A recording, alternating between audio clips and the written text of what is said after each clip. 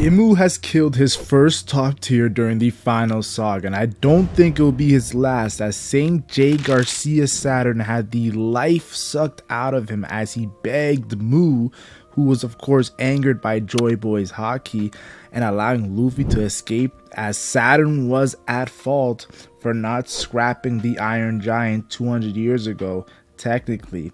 But he is right. Who could have predicted this outcome?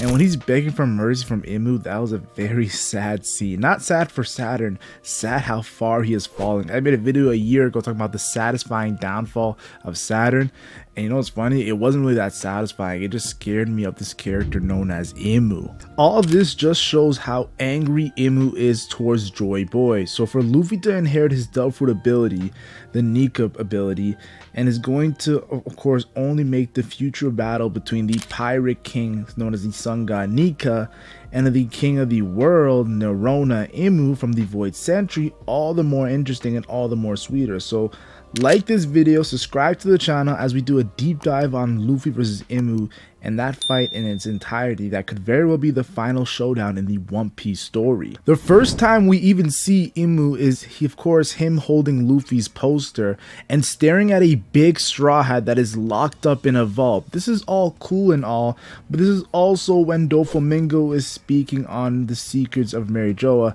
and how they want him dead and they're trying to bring assassins to impel down. Or what I think is Imu wants him dead, and it all makes sense from Doflamingo wanting the immortal surgery from Law to his officers bowing down for him like the Gorosei did for Imu, and of course Akainu's anger of Doflamingo able to have this much power and faking him stepping down from the warlord system, and then of course the Gorosei replying it was from higher up, that hinting at of course Imu from early on post time skip. And I do want to say this, even after Marineford, Doflamingo telling Moria his orders to kill him was not from Sengoku but much higher. And lastly, the battle of Luffy versus him, signifying the battle between the Will of D and the Celestial Dragon, a reference to the Void Century battle of Joy Boy versus Imu. You're probably wondering what I'm actually saying. I believe Doflamingo knows about Imu and even worked for him the same way Figureland Garling has been working for Imu for a while and got to replace Saturn through the relationship he had with Imu. So expect some crazy info from this impelled down prisoner pertaining to Imu sooner than you actually think. During the reverie, we also learn of the 20 weapons that guard the empty throne and the 20 who created the world government, most definitely fought against the original Will of D. So if Joy Boy had characters like Rocks, Gold, Trafalgar, Monkey, Portgas, Jaguar, Clow, Marshall, and Neftari, then Imu had Marcus, Topman, Ethanborough, Shepard, Jay Garcia, Figureland, Don Quixote, Rosward, Man Mayer, Pluming, LegendMac, and Camille. These are some of the names to remember when the Void Century flashback is revealed in the war that caused all of this, and still going on to this day. And things get interesting when the Neftari family were on both sides at one point, being a part of the 20 original that created the world government, the 20 original kings, and of course being a part of that Will of D lineage that of course Imu just recently found out about. The next time we see Imu, he's just not focused on Luffy's picture, but he also has Blackbeard's bounty poster, which makes sense when we think of Teach being of course the first Will D pirate to rise up the ranks of the pirate world since Gold D Roger, reaching Yonko's status. He's also the man to have 2 Delphoid abilities, the only man known in history to have 2 Delphoid abilities, and of course not just regular 2 Delphoids, 2 strong ones at that, the Yami Yami no Mi and of course the Guruguru no Mi. So Blackbeard is definitely a huge threat, so I'm not surprised that Imu was looking at his poster.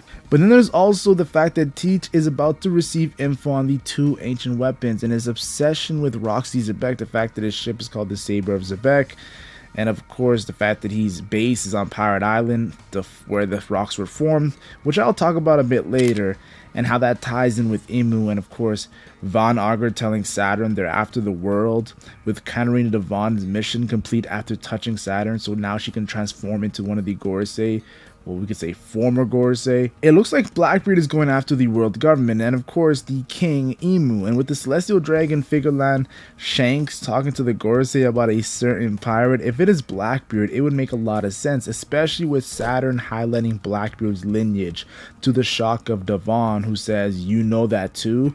And a callback to Marineford where Marco mentions Blackbeard body is different once Blackbeard ate Whitebeard's Delver ability. That's another video for another day. Now Imu also hones in on Shirahoshi. It's obviously an ancient weapon, Poseidon, ally to Joy Boy, and of course a threat to Imu in itself.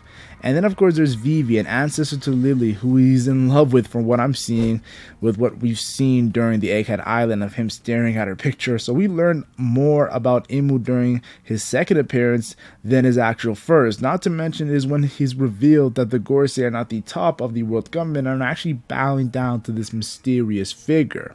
Now in the middle of the Wano arc, Oda felt like it was a great idea to highlight Rock's Xebec and his ambition to become king of the world, and how he has great leaders under him like Whitebeard, the world's strongest man, Shiki, the gold lion, and of course Big Mom and Kaido, who later became Yonko. And then of course there's Silver Axe, Captain John, and Wang Ji, all notorious pirates, while we also saw later Stussy, who looks pretty cool, and of course Glorissa of Amazon Lily. We know the Amazon Lily are known for their capabilities of fighting.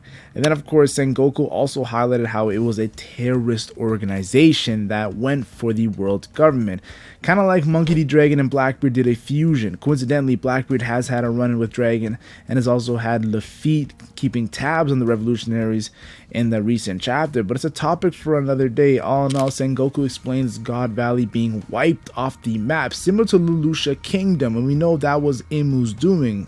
I also want to mention how Sengoku stated in, of course, that Rock's ambitious pursuit of being king of the world, and of course Imu hidden title is of course king of the world, and he broke many of the world's taboo, and he is of course no longer alive to speak of his story. I think Imu killed Rock's Xebec, and I think Oda will reveal that very soon. The real reason why Imu currently looks to be the strongest is of course the ancient weapon, Uranus, that is fueled by Mother Flame, that destroyed Lulusia Kingdom as Sabo was trying to let Dragon know there was a king on the empty throne.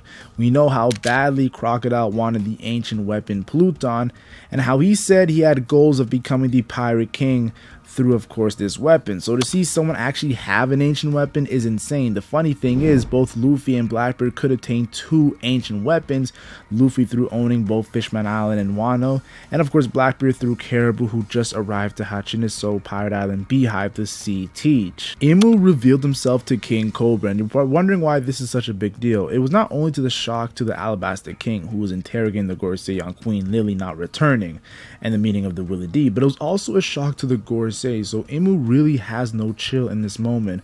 Whenever Neftari Lily is brought up, and we see Imu speak a lot to Cobra, and the way he speaks is in third person was also interesting, saying Mu will answer two questions, but you gotta answer one, King Cobra. And also Cobra recognized Imu's name from of course the original 20 kings that formed the world government we know of today, and Imu says your curiosity will not get answers. That's a pretty funny moment right there. And Imu says the D are his ancient enemy, and of course the current D don't even know the meaning. And Imu blames Queen Lily for the poneglyphs, and O'Hara scholars studying the Void Century, and of course the pirates chasing the treasure known as One Piece. And Imu theorized that Lily didn't make a mistake, but of course it was not a blunder is what Imu says, but she did it actually on purpose, and asked Cobra to reveal Lily's full name, in which he says the D initial, which Imu attacks with his black-like tail. And this attack is pretty potent and injures Cobra pretty badly, and Sabo then of course attacks Imu and the Gorosei with his fire fist, and of course Imu blocks it with ease, which was pretty cool to see, and then of course transforms into this huge Zoan like form, and the Gorosei as well, and of course they chase Sabo, and then of course Imu injures Sabo gravely with that, of course, tail. Which, in my opinion, this moment right here, because Sabo is a Haki specialist and a Logia user, and he's getting damaged this much from an attack, a physical attack, Imu, in my opinion, has to have at least top 3 Haki of all time. You all know that I think Joy Boy is top 1, and you guys all know how I look at Goldie Roger, the Pirate King. So Imu has to be in that top 3 echelons just from this feat right here. We even see a very tense moment between Imu and his Gorosei, in which he wanted to, of course, use Vegapunk's Mother Flame and test its power, and of course he chooses Lulusia Kingdom, and Workery says there are many people there, and Imu says I don't care, and then Mars calls Imu the creator of the world, and whatever Imu wills will happen, and of course Jupiter asks him why out of curiosity, and he says it's close. Do you know how scary that is? The fact that Imu is only picking Lulusia Kingdom because it's the nearest island. It kind of reminded me of when Hody Jones was asked why he hates humans, and he said he has no reason to hate humans. It's just how he is, how it's been built in his system since he was a kid. This also shows how Imu thinks of the people beneath him. I think this stems from his anger from the Void Century War with Joy Boy and Lily, and Imu might have the greatest passive. Oda goes the direction, of course, Oda might go that direction of Joy Boy having his own flashback, Queen Lily having her own flashback, and Imu having his own flashback, and all having separate pasts and connect them through the ultimate Void Century flashback. The one thing I found very interesting is he tells the Gorosei he desires Vivi, and the Gorosei don't really question it. Maybe because they know Lily and Imu's history and know not to, of course, meddle into that or to bring up wounds from the past. One thing I found interesting pertaining to Imu is Ivankov mentioning Imu is Nerona Imu of the 20 Kings, and of all people who can lead the Gorosei, it has to be someone who's of course from the Void Century and proved the immortal surgery right. And that's what I think. Personally, I believe the Gorosei are from the Void Century, but imagine if they weren't because of Ivankov's hypothesis, a part of the 20 Kings. That would be crazy. I can see the Void Century, them being part of the Void Century, but now I'm not as confident as them being a part of the 20 Kings, though it's still a chance. Then we see 6 days later, an earthquake and tsunamis around the world. Yes, worldwide chaos with no epicenter. And of course, Lulusia looking like Annie's lobby. Of course, the sea levels are rising by 1 meter. And we see an image of Imu looking on as the people are panicking around the world. And it makes me think, how many times during the Void Century, and of course since the Void Century, has Imu actually done this, has risen the sea levels because of his chaotic weapons, the ancient weapon that he's using? And it makes me think also, we recently saw on Egghead Island the reveal of 2 more bridges like Tequila Wolf, and why the Celestial Dragons made their home on the Red Line, and why the Sky Islands have never been so more important than now. Imu is literally destroying the world and gonna build his own world on top of that. I remember before Egghead Island, when speaking of course of Vegapunk, it was always about him being 500 years ahead of society with his knowledge, and then we seen Egghead Island and how advanced it was, and how he stated the ancient kingdom Void Century was more advanced than the Egghead Island, which is quite shocking, showing that the war from back then really did a number on the world. And then we see Imu's reaction to Vegapunk's message as he stares at Lily's picture like Joe from You, who looks like, let's be honest here, Lily's picture looks exactly like Vivi, and he yells Vegapunk's name. That's a feat right there from Vegapunk, because the only time we actually see reactions out of course Imu is when of course Lily and of course Cobra talking about revealing the initial D, and of course Joy Boy's Haki, which I'm about to talk about right now. But before I do, let me mention one more thing: an iconic chapter displaying the final saga with that final page and that final race for the One Piece. Maybe I should chill on the final word, but I just want you guys to understand how important this moment was. And as we see the 4 Yonko and then Sabo on one side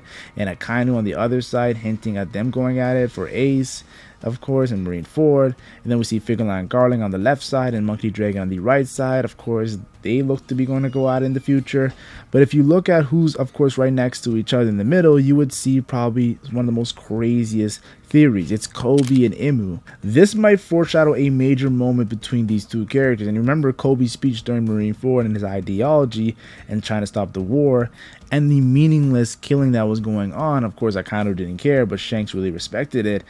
But if you think about it, it's the complete opposite viewpoints of Imu, and with him following his mentor Gar's footsteps, who denied the Celestial Dragons, of course, expect Kobe to of course rebel against Imu around the same time that Luffy, aka Joy Boy, faces off. in a kind of rematch versus Imu.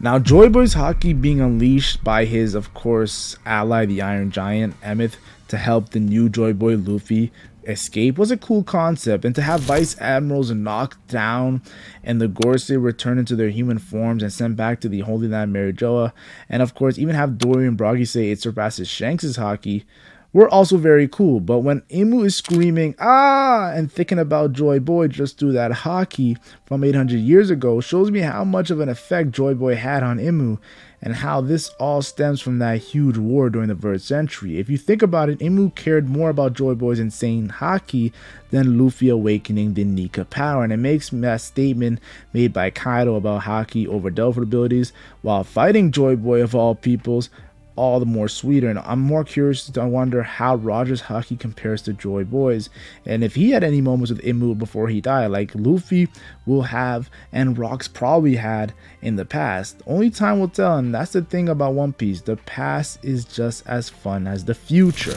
Now, Luffy witnessing this insane Haki was, of course, this Haki was greater than Red Hair's, but not as hostile. This is words from Dory and Bragi. And hearing Kaido words about Haki only makes me think he will obtain a same level of Haki that Joy Boy from the Void Century had, the greatest Haki we've seen. And when he finally fights Imu, of course, combining this with the Drums of Liberation power, he will be the strongest, while also having the power of the sea with Poseidon, and maybe even another ancient one with the Pluton, unless Blackbeard gets it first in his battle with Imu. Of course, because Blackbeard might go at it with Imu too.